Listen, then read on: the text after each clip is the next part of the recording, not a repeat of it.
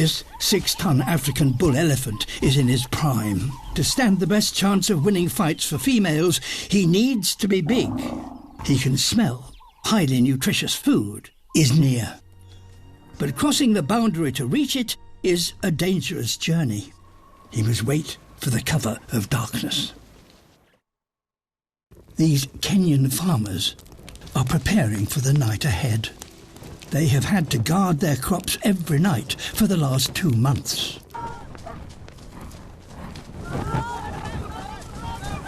But he's taking a huge risk.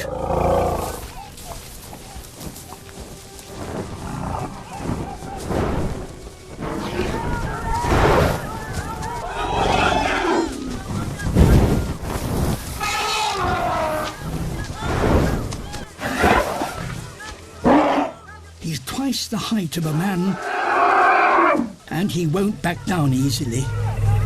This human-wildlife conflict happens night after night, and each year it takes the lives of up to 200 elephants and 20 people in Kenya alone. This standoff is potentially lethal. Although they're armed, their task is to drive the elephant out of the field without harming it. But the bull is determined